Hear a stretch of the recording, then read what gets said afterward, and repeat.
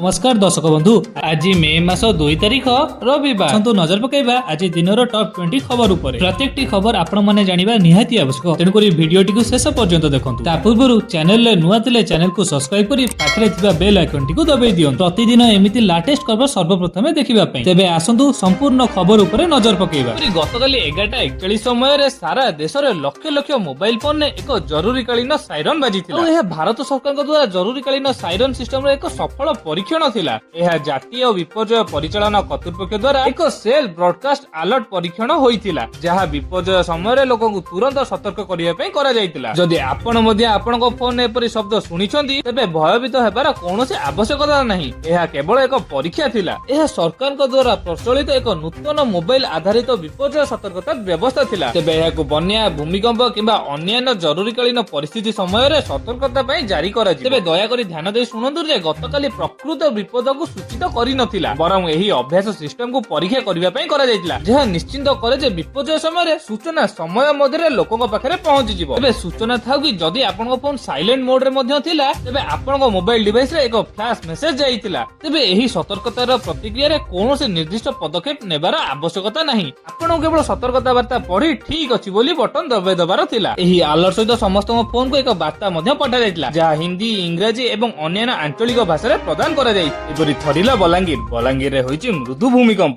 भोर 4:40 रे मृदु भूमिकंप रो झटका अनुभूत होइतिला तबे झटका पाइबा परे भयभीत अवस्था रे लोके तबे सूचना जोगे जे किछि दिन पूर्वरु मध्ये भूकंप रे थरितिला कोरापुट जयपुर लमतापुर और ननपुर अंचल रे भूकंप रो झटका अनुभूत होइतिला तबे भूकंप रो तीव्रता 4.4 रिकॉर्ड करा जाइतिला राति 11:31 मिनिट रे भूकंप अनुभूत होइतिला भय रे घरु बाहरी पळै आस्थिले लोक घर सह घरर समस्त जिंस पत्र दोहली जाइतिला तबे प्राय 12 सेकेंड धरि भूकंप अनुभूत होइतिला जहा लोकंक भितरे आतंक खेलाई दिथिला एपरि नारी को सुरक्षा देव शक्तिश्री ऐप तेबे उच्च शिक्षा विभागर कार्यरत महिला कर्मचारी और छात्री मानक सुरक्षा पई मुख्यमंत्री आज एही ऐप को लॉन्च करिसंती तेबे महिला सशक्तिकरण पई सरकार को यह एक गुरुत्वपूर्ण पदक्षेप अटे शैक्षिक वातावरण सह कॉलेज और विश्वविद्यालय विभाग रे महिला माने एही ऐप माध्यम रे कोनोसी अघटन रिपोर्ट करि परिबे एपरि दहीबरा खाई 30 जन असुस्थ होई पडिछंती तेबे दशरथपुर एक गाँ रे दहीबरा खाई 30 जन असुस्थ होई पडिछंती एही असुस्थ मानक मध्यरु दशपुर मेडिकल रे 10 जन को रखा जाइछि तासो जाजपुर मेडिकल रे बाकी 20 जन भर्ती होइछंती तेबे गतकाली गाँ को आस्थिबा जने बिकाली ठारू दहीबरा खाइथिले किछि लोक आउ एही दहीबरा खाई 30 जन असुस्थ होई पडिथिले एपरि मे 2 तारिख रु तातिरु मिलिबो आश्वस्ति काहेकि ना मे द्वितीय सप्ताह रे लघुचाप हेबार संभावना रहिछि लघुचाप नै ग्लोबल फोरकास्ट सिस्टम आकलन करिछि तेबे आसंता 11 रु 15 तारिख मध्ये रे घूर्णिबलय सृष्टि हेबार संभावना रहिछि दक्षिण पूर्व बंगोपसागर